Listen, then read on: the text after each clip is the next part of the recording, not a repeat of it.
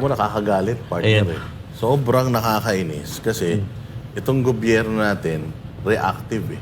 Kung kailan mayroong sakuna, doon pa lang sila nagpaplano.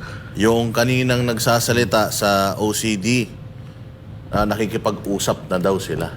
So ngayon ka palang makikipag-usap. Kung kailan halos palabas na yung bagyo, eto namang DSWD, nagpaplano silang magtayo ng mga repacking centers.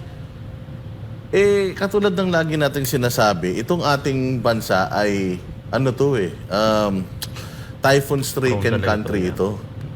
Ang bagyo ritong dumadaan sa isang taon, eh higit sa 10 bagyo ang tumatama rito. Baka umabot pa nga ng 20 bagyo o higit pa. Kaya nagtataka ako kasi hingi na naman sila ng tulong. Eh, pinaplano naman natin to taon-taon.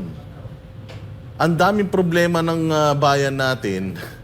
Etong problema na ito, hindi naman ito bago sa atin, pero hanggang ngayon, nangangapa pa rin. Eh, ipinlansya na yan eh, ni PRRD noong panahon niya eh.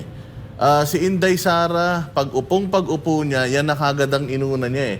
Ilalapit ko yung Office of the Vice President sa mga tao. Bakit hindi nyo pa kasi sinundan? Ngayon, itong DSWD, ganito na ang ginawa ni PRRD dati. Nung panahon ni PRRD, pag ganitong panahon na ng bagyo, lahat ng mga probinsya sa buong Pilipinas, iniistakan na nila yan ng mga relief goods eh. Para pag tumama, mabilis na makakapag-mobilize. Pero ito hindi. Ang iniisip nila ngayon, yung masyadong matagal, which is magtayo ng panibagong repacking center. Malayo sa realidad. Yeah. Go ahead, Master Judea. Oo. Yun nga, nakakalungkot mga partners, no? Ngayon lang nila naisip yung plano na yan. Eh, magtatatlong taon na sila na nakaupo sa pwesto. Binigyan na sila ng hint ni VP Sara Duterte kung anong dapat gawin. O, katulad nito, ilapit natin ang Office of the Vice President sa mga probinsya. Nagtayo siya ng mga satellite offices sa iba't ibang probinsya. Kasama na yung lugar namin, yung probinsya namin sa Bicol, na malaking tulong yon. Malaki at napaka-importante ng oras kasi. Nung panahon ni Pangulong Duterte, tama si Boss Dada, no? Kung saan mananalanta yung bagyo, doon sa lugar na yon, parating pa lang ang bagyo, nagre-repack na sila. Pero ngayon, nagpaplano, next year pa daw sila magtatayo ng repacking area diyan sa mga lugar na binabaha. Nakakalungkot lang. Tama, reactive talaga sila. Kung may mangyari, tsaka lang sila kikilos. So, kasi napaka-importante ng oras eh. Yan nga eh, oh, yung isang araw lang, mababad sa tubig ang mga tao. Actually, oras nga lang eh. Alam mo yung nasa tubig ka, napakadaling magutom pag nasa tubig ka.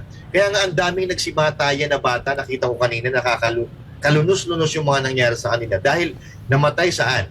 Sa lamig, hypothermia. Bakit? Walang nag-rescue. Yun ang nakakadurog ng puso. At sana, sa mga susunod pang bagyo, no, eh sana naman magkaroon ng maganda o maayos na inisyatibo ang ating gobyerno para kahit papaano, hindi natin maiiwasan na may mawawala talagang buhay.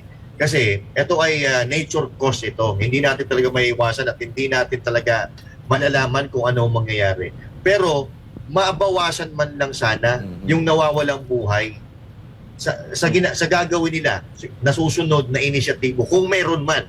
Sana meron. Coach Oli, napansin mo,